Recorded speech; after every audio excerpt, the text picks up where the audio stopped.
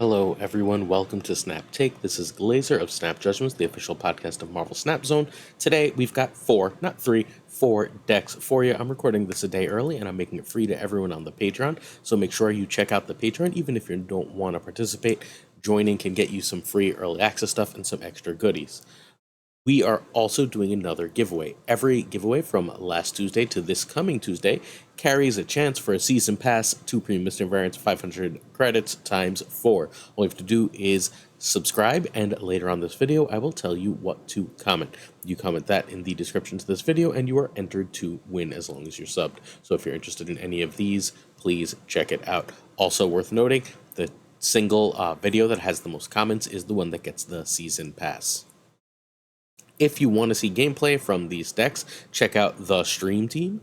The Stream Team has multiple great players, and Monday we will have Gregor2424 playing a lot of these decks at noon. If you're interested in last week's decks, check out FaThorNewman. He already streamed it, but over on his YouTube he'll have gameplay for the decks from the past week, and Tuccrr will also have video from the end of last week's games out at this point. Alright, our first deck is Lamby's deck. We're not going to make you wait for it. Straight up, the last deck of the video is what I think the best deck is. Shh, I know, it's the fourth one. But I played all day today. I ended up having a bunch of free time. It was a day off, and I played basically all day trying to get a handle on this wild meta. I got multiple messages with people being like, this meta is wild. I do not envy you figuring it out. I think I have a decent gist of it. The meta as polls we'll talk about later on. Alright, so this is a Werewolf Annihilus list. It's named after the Michael Jackson song, Smooth Criminal. So this is fundamentally saying I'm going to junk up the board, and I also have a backup Cannibal. Cannibal is great because the single poll of the meta right now is Professor X. Professor X is absolutely everywhere, and if you want the ability to beat Professor X, running your own Cannibal is an amazing and important way to do so. Cannibal will also obviously summon that Werewolf, and you can use your Iceman or Nico to pull that back elsewhere so that you can still get that power. Sage is just big power. Like, everything here is largely like setting up getting way too much power for its cost. Sage and Werewolf being the biggest 3s. Sentry, if you get Annihilus out, the biggest 4. Cannonball is humongous since he removes basically infinite power from the other side of the board. Excellent deck. You even have a little tech from Red Guardian. Very powerful. Alright, you can find Lamby at twitch.tv/LambySeriesTV. For anyone who's new here, Lamby is the greatest player of all time. I'm not sure he's the best currently because he spends a lot of his time playing another game as well, but he is the GOAT. Widow for this deck can beat Baron Mordo. Mordo has been excellent in my early testing. Whenever people play Mordo against me, unless I'm playing Loki, it's real frustrating. Nico can be Spider-Ham or Korg without losing too much. Red Guardian can be Shadow King. Shadow King is amazing in this meta. Sage can be Wolfsbane. It's not as good. I also spelled Wolfsbane real funky there. It's not as good as Sage, but it's doable. You need Annihilus and Werewolf. Cannonball can be Deathstrike, Valkyrie, or Shang-Chi. All of those are different and change the way you play the deck, but all make sense. So, when I pulled this, actually I haven't checked in a couple hours, but when I pulled this, this was the highest win rate in the top 10% infinite of anything with 100 games. It had just about a little over 100 games, and it had the highest win rate. So this is an effective deck in the current meta. Annihilus is really strong. I'm scared of Sentry in a Professor X meta. So please do be careful, read your opponent's deck, go the Werewolf plan if you know your opponent's going to Professor X, and you can't guarantee yourself priority by being ahead in the other 2 lanes because that -8 from the Void's going to pull you back. Also, I keep hearing, there's like no question that this is a fairly big nerf to the Sentry. So turn 1, you would prefer Hood to Iceman. You also like the idea of playing Hood early because then you get to go, you get to bounce out the multiple ways and get multiple demons because demons are incredibly powerful, right? 1/6 is huge stats, and 2, if you don't have a play on 2, you can then play the demon and another 1 on 2. Turn 2, Widow over 1. Turn 3, you play Wolf. Sometimes you'll Sage on like a Widow Hood if you have Beast in hand. And you can Guardian when the target is right. If your opponent's playing Werewolf, if your opponent's doing anything that Guardian answers, you play Guardian. I'd like it noted, Guardian is not huge in the meta right now. Guardian is Wolf is not huge in the meta right now. Wolf is very dangerous to play. It's very dangerous to rely on. You play him, he gets Red Guardian. You wait till the end of the game, he gets Shanged or Shadow Kinged if you don't guarantee yourself priority. And Professor X just doesn't leave him a lot of space to move. The meta is hostile to this card at the moment. That doesn't mean you shouldn't play it. It means you should play it with care and be ready. Like, there's a fair number of games where you're going to see your opponent's deck and go, ooh, I don't think I should be playing Werewolf here. Turn 4, Sentry, or you start bouncing. Turn 5, Annie, or you start bouncing.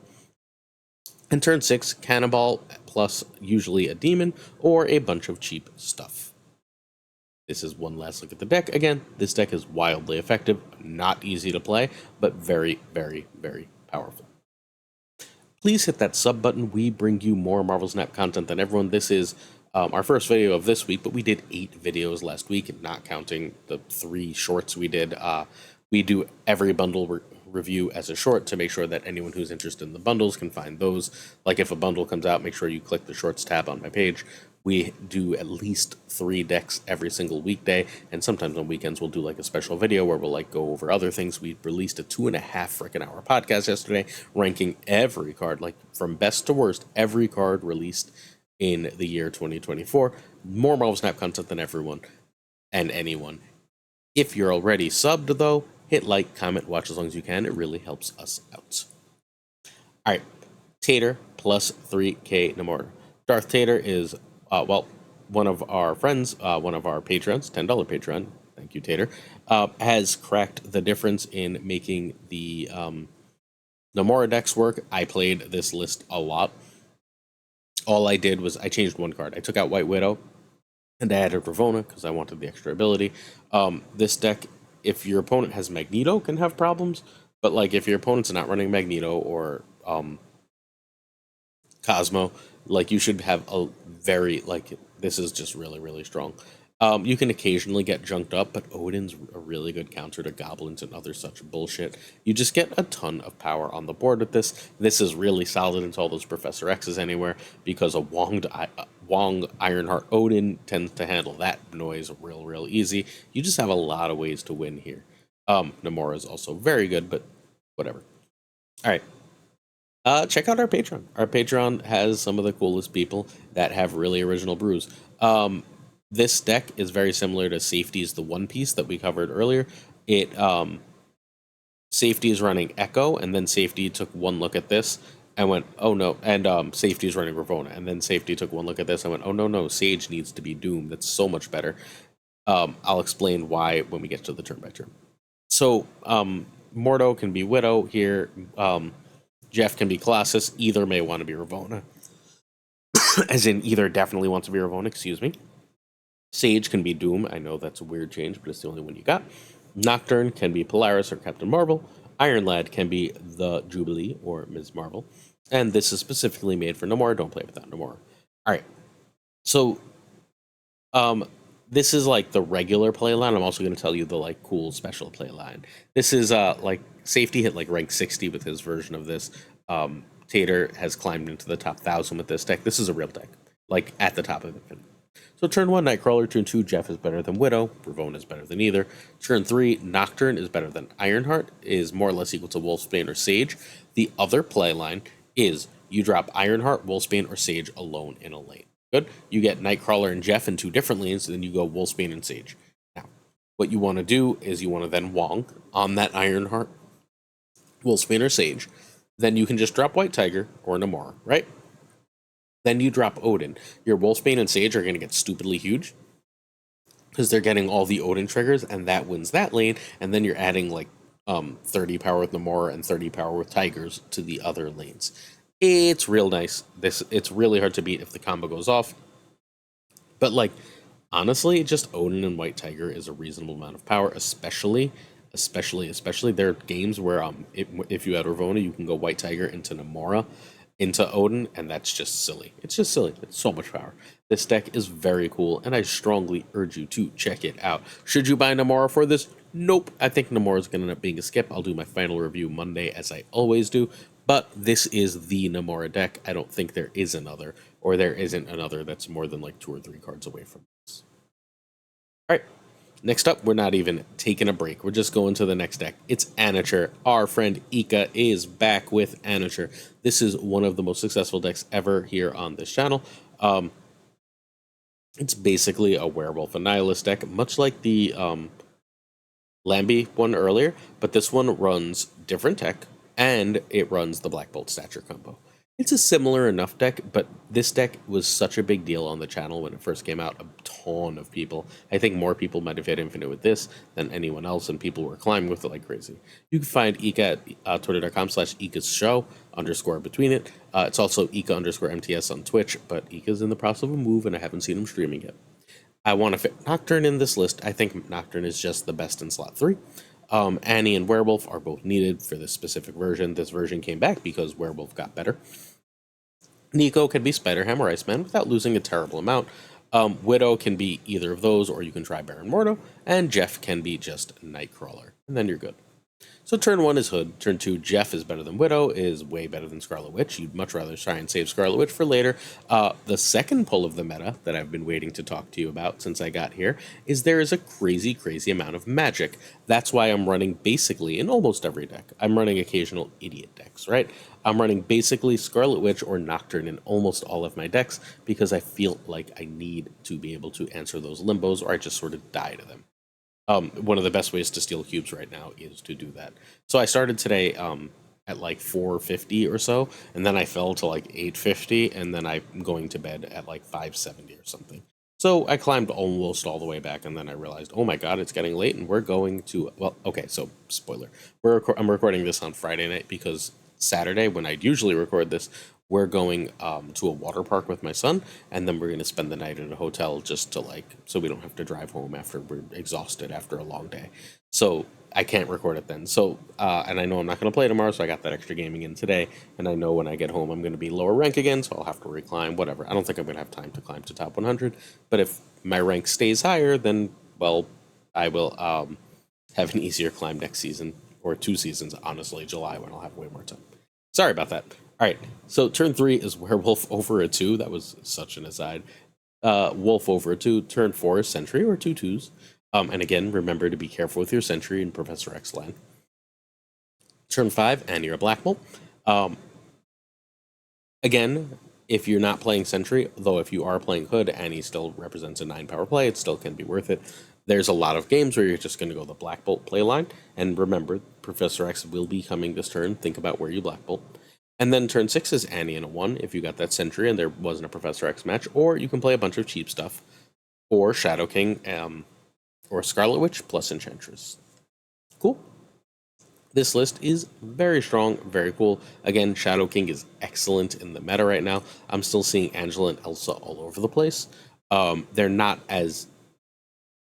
I don't think that they're not as high-ranked people right now. I think a lot of high-ranked people are on Annihilus and Professor X. Annihilus is going to get nerfed, y'all. Mentally start preparing yourself. All right, I told you, no breaks, because I got to go to bed for this trip tomorrow. So this is my most successful deck of the day. I don't know what my win rate was, but it was like mid-60s last I checked. FAK Crazy is the person... Okay, so FAK Crazy is probably the best ladder player in the world right now. February, he was in 2nd place. March, he was in 1st. April, he was in 1st. Now I believe he's 3rd and threatening for 2nd. He's in a battle with Ava for 2nd. Sizer's pulled away for 1st. I've got Sizer's deck. I'll have that for you on Monday morning. The #1 deck in Snap. Yet again, of course, we have it. So, this deck is crazy good. It does basically everything you need to. It answers silly things like Hela, Cannonball and Professor X are just, I think, the most powerful thing to be doing in Marvel Snap right now that they work again without Leech.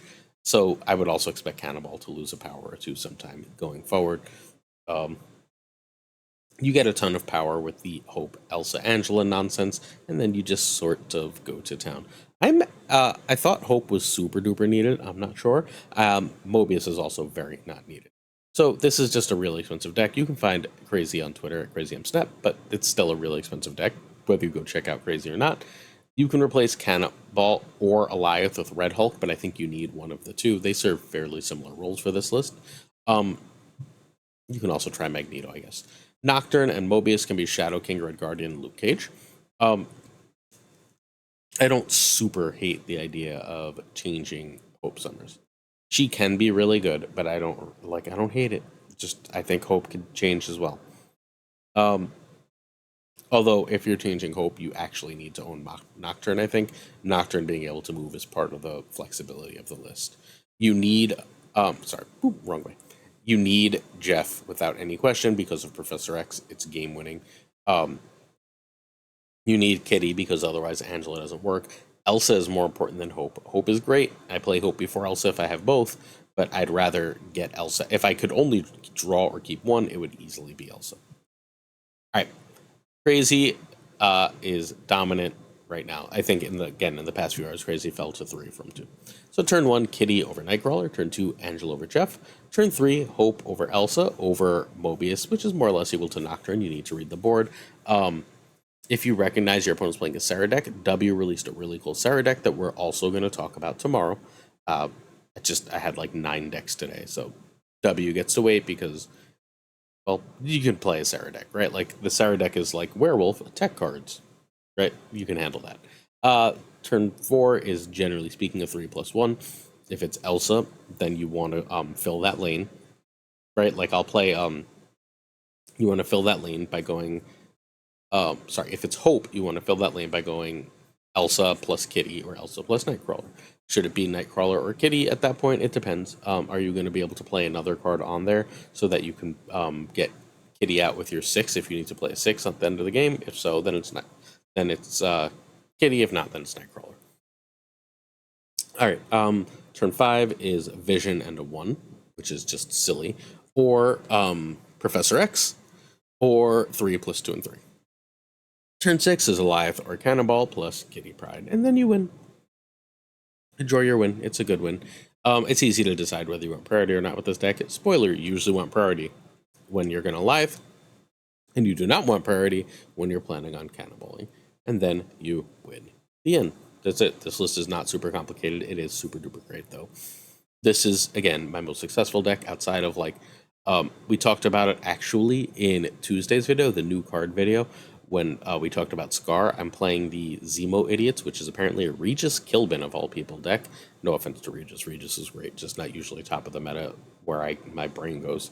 And I'm playing the Two Ties Cannonball Idiots, and both are super expensive. Again, Cannonball is stellar freaking right now in Professor X land. All right, we're almost done here. Questions of the day, and we're done. Spin Cup wonders why we didn't get the Thanos rework yet, and I can answer that. So I'm gonna. The Thanos is supposed to get a rework where all the stones do things to him. It's supposed to be like a full redesign of the card, more or less.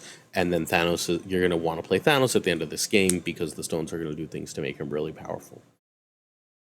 Okay. They supposedly know how they want to do this, but they need VFX, and since they don't have VFX done, they can't get it done. So we have to wait for whoever does the coding to get those VFX in. Chaos and Havoc wants my top 5 X-Men eras. This is, okay. So, like, mid-Claremont. So everyone says early Claremont, right? But the late 70s aren't actually that good. The Claremont era gets really good during the Brood Saga. So, like, Brood Saga through, like, Phoenix Saga, although space is up and down for me, is just great stuff. That's one. I absolutely love Age of Apocalypse. Love, love, love Age of Apocalypse stuff. I was like 12, 14 at the time, and it just like blew my mind. I thought it was the coolest thing in the world, and that kind of thing never goes away. There is and now like more modern stuff. The Grant Morrison New X-Men run is still probably my favorite run of X-Men. The modern Krakoa run is probably my favorite modern run. It's basically the only comic I still read and want to read. And then my 5th is Kieran Gillen had this run where I don't actually remember the name, but the X-Men moved off the shore of San Francisco to like their own little, fundamentally like island, and just told everyone to leave them alone, and that was an amazing run. So those are my 5 for X-Men. Two Ties asks if creators make the game, since people are scared Snap will die if creators go to rivals. I don't know. Like, I think that might be true sometimes, but I don't think it's true of Marvel Snap. I mean, if Cozy leaves, if Regis leaves, I think that could matter. I think there's a reasonable number of people who don't know any creators but those two exist, right? Like, I'm reasonably big for Marvel Snap, not like huge, right? But like I'm at 11,000, which is reasonably big for Snap. If I stop making Snap videos tomorrow, I don't think it would matter. I don't like if I went to play another game, I hope a lot of you would follow me, but I bet like 70% wouldn't. And that's what we're going to ask today. If I went to another game, those of you who are subbed, right? Like long-term subs, I'm really asking. If you're new here, you can answer obviously as well because you want to enter the giveaway. But what I really want to ask is, would you just follow me? Would you just follow another creator to another game, like sight unseen? Or is the game what keeps you here? And like, I assume it's the game, but I don't really know. So I feel like this is a good way to find out.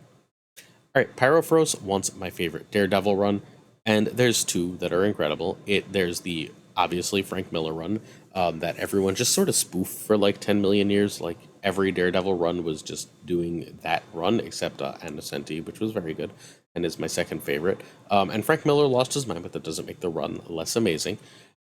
My favorite run of all for Daredevil is the Mark Waid run from a few years back. The art was through the roof good.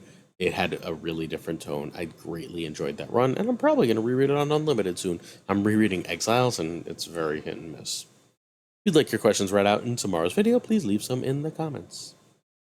All right, certain tiers of support on our Patreon come with on-air thanks, and I'm going to get through this fast today, my friends. So thank you to Abigail Gieslam, Mandatory Burnout, Cables, David G. Wingfield, Direwolf, LAB, Always Kind, FaThorNewman, Good Dog Gamer, This Is the Way from Scotland, Ink, Jane Everett, JD McDonald, Never Streams, Kirtix Lee, King of Questions, Koi Ray from Japan, Pyrophros, We Saw a Question, Goat Seeker, Denman Falcon, check him out on YouTube, Doku, Ginger Prime, Noob, thank you, Ginger, Philip Ratkovich, who asked a question earlier, Haplo, Kenny Loggins of the Danger Zone, Rob Silverman, the OG, The Bizza, not the Jizza, Xverse V and Skippy G, who rhyme, Tommy Nyquist, who is our Snap Judgments Season 1 League champion, King of Bros, Bro, Black Dahlia, The Great Kazoo, Jessica Gamble, Ryan Wood, thank you for changing your name so I know it's you, Kev C. Hoda, hey Kev, Luna, Chris, Louis Antunes, my former student, Models Mod Supreme, Darth Tater, welcome to the group, Darth Tater. Hopefully you enjoyed us featuring your deck. Rema Setala, Brian Kaufman, Tristan H. Martin, The Fuzzy, Dunlap, Spectrum X, Hoot, Matt H., Mikey Hijinks, the DJ, No Frickin' Flex, Ocularis, Craig Sterry, Pretty Damn Chill, Seamus, who watched on time on Friday, Wild, Spike Jones, A. Jonesy, Two Ties, whose deck rocks and got me to Infinite this season, The Homie Min, love you my guy, The Pirate King, Tuccrr, and of course, Gunny T, where the T stands for The Sun Will Come Out Tomorrow. Don't ask why that was what the T stood for today. I'll never know. Peace.